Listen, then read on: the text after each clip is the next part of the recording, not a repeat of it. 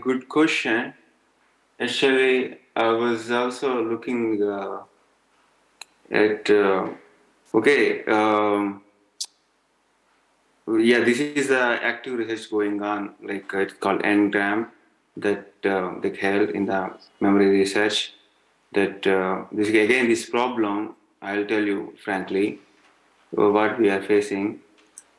We know that these regions are responsible for the memory and everything, but we don't have solid proof that this neuronal firing or particular formation of neural circuit, especially how we don't have a definite answer how memories are stored and retrieved.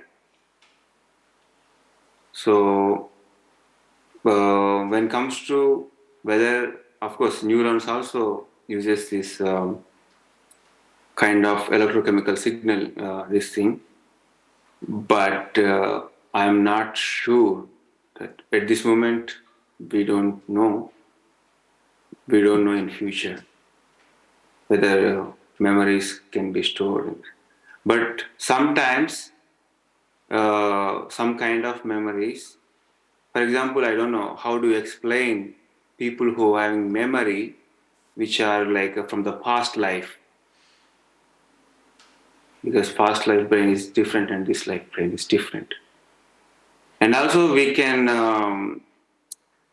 uh, first of all whether we can create a memory.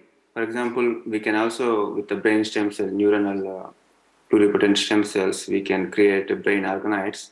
They are having electric signal and everything, electrochemical signal, they are firing and everything.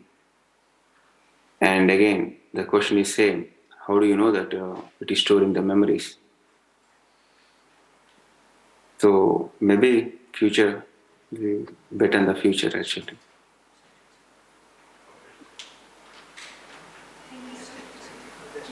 Thank you. Yeah, further on this question, like you said, like memories come like sometimes, like when we are doing meditation or chanting and normal. So sometimes memories from the past they come randomly. So does it mean anything? Like someday like today. So for example, I had a memory of a friend from 3 or 5 years ago. So that comes on random. So what does it mean something? Or like does it signify something? What does it mean? Like, you mean, does it mean anything? Means, what is it? Yeah. Like, can you clarify a bit more? No, for um, like like, so my thoughts come randomly in the mind. So what does it mean? So like, is it stored? Like someday I'm thinking of something in the past, and sometimes I'm thinking of anything else. So does that come spontaneously? Look, like I'm not sure how to frame the question.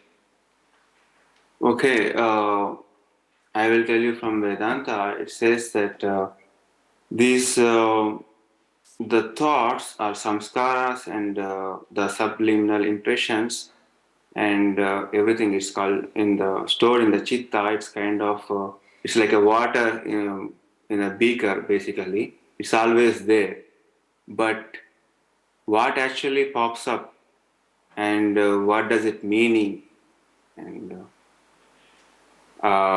meaning I don't know, depends like why particular thought is coming at this particular time. I think it's mainly depends on the karma, means like the tendencies, subliminal impression to execute some karma, but I'm not sure. It's okay. I don't want to speculate too much into this. Sorry. Maybe you can ask some expertise there in your institute.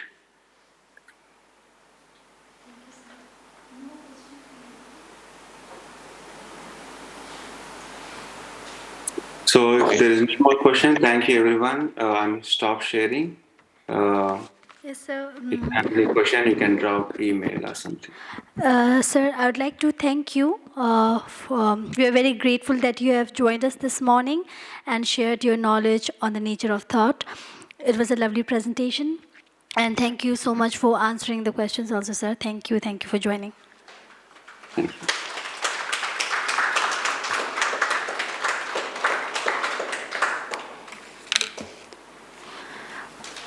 So, the second speaker for today's program, we have with us Professor Jayashree Das Sharma from IISER, Kolkata, India.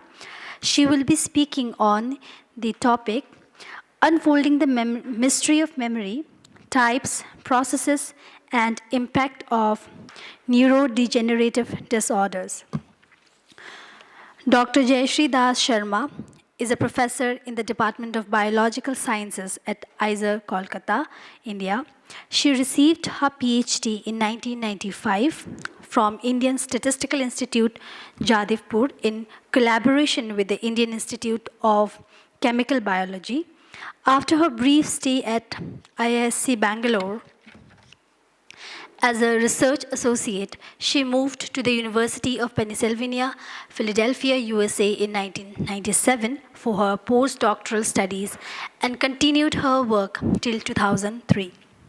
She was then appointed as an assistant professor in 2004 at the Department of Neurology, Thomas Jefferson University, Philadelphia in 2008. And in 2008, she returned to India and became an associate professor at IISER, Kolkata, India.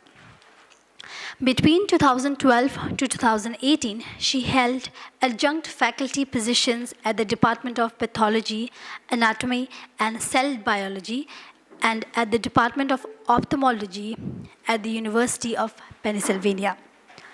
Her research work lies in neurovirology, neuroimmunology, and neurobiology of disease, mainly focused on murine coronavirus-induced neuroinflammation and chronic progressive myelin loss, which are the pathological hallmarks of human neurological disorders like multiple sclerosis.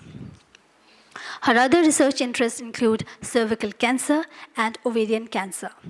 Professor Jayashree has been the elected fellow of the Indian Academy of Neuroscience, IAN, Indian Academy of Science, and National Academy of Science in 2021. She received the ASMCUE Leadership Award for International Educators from the American Society for Microbiology in 2017 and in 2016. She's received ASM IUSSTF Indo-US International Professorship Award to develop a bilateral research relationship between India and the US in 2013. Please help me welcome Professor Jayashree Das Sharma.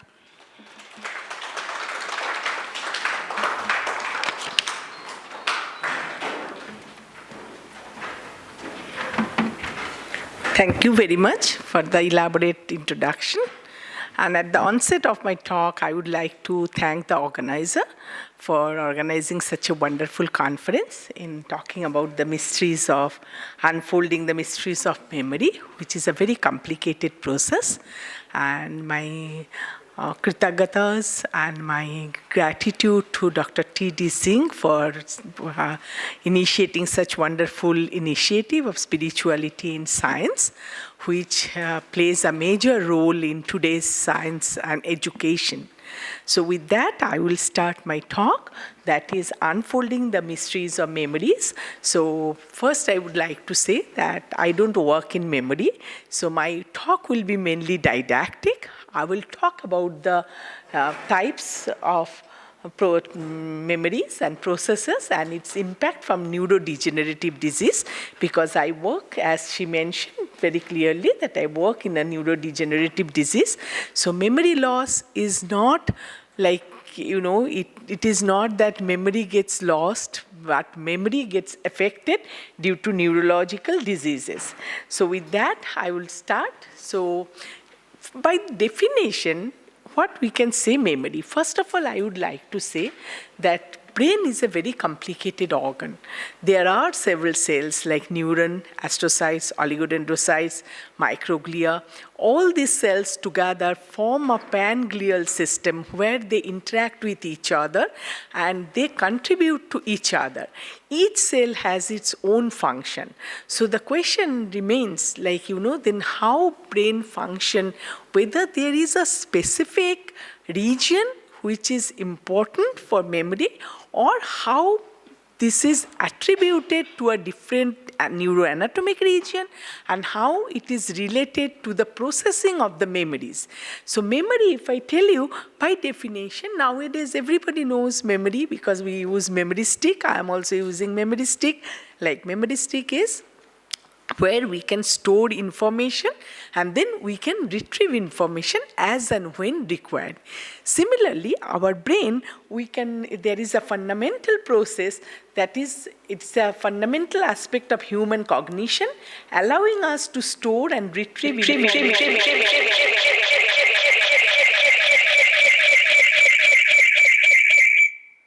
About us.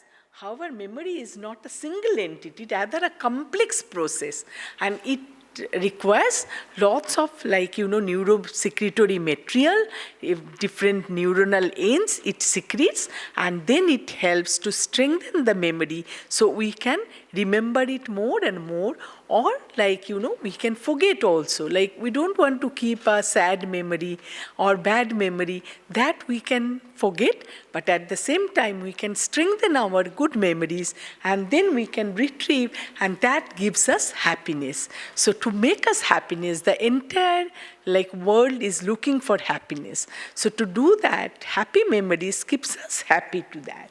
So going to that, the question first came whether memory is defined to a certain location of the brain or it is throughout the brain. So that time there was not much answer because we understand our brain very little. Only last time Dr. Mahapatra was telling that we understand maybe 20% of our brain, how the brain functions, because we have billions of neurons, we have billions of astrocytes. They interact with each other.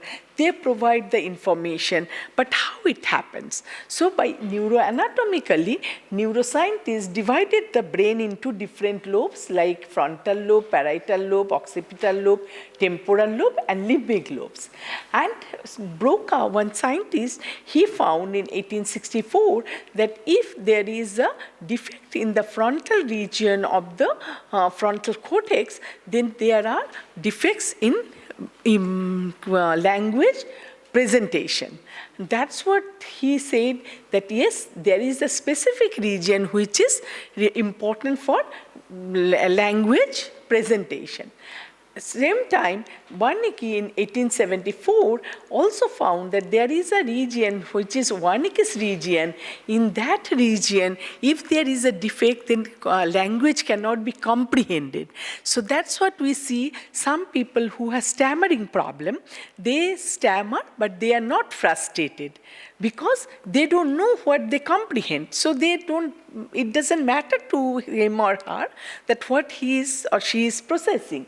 But if somebody can comprehend the language but cannot deliver due to the Broca's defect in the Broca's area, then the person gets frustrated. So that time people started to think that there are certain region of the brain. It is not moving. Can you go to the next slide? Multiple. Yeah. So now you can see that there is a concept of phrenology came. So Francis Joseph Gall in the 18th century observed that there are different regions in the brain which are important for different activities like consciousness, mathematical ability, driving skill, emotions. Similarly, memory is located to the certain region in the center of the brain. And that's what it is said that according to the phrenology, the faculty of memory was believed to be associated with the region of the brain called the origin of memory. So this organ of memory is very important. So I will show you where is that organ and how in that region they process the memory. So the question then lies that distinct memory center in the brain is there, or it is widely distributed throughout the brain. So to answer these questions, the first few things we have to keep it in our mind, that there are several forms of memory and learning supported by different brain systems. Memory involves encoding, storage, retrieval and consolidation. Memory imperfections and errors reveal the nature of learning, memory function and memory crucial role in guiding behavior and future planning. So these are very important to keep it in mind when we are talking about the memory. So that memory, that's what can be divided into different types. Like, human memory, can it be a little bit enlarged? The full screen? So here is a slideshow mode. So human memory can be sensory, and sensory can be of different types: iconic, echoic and haptic. Whereas there is a short-term memory and there is a long-term memory. Long-term memory can be explicit memory and can be implicit memory. And explicit memory can be declarative memory, implicit memory is non-declarative memory. And declarative memory can be episodic, semantic and autobiographical. So now, if I go to each of this memory, again it stopped. I think now people are hearing online. Okay, then you have to keep. So maybe you can stop and I can control. 1 second, ma'am. I'll share and share it back. Okay, okay, thank you.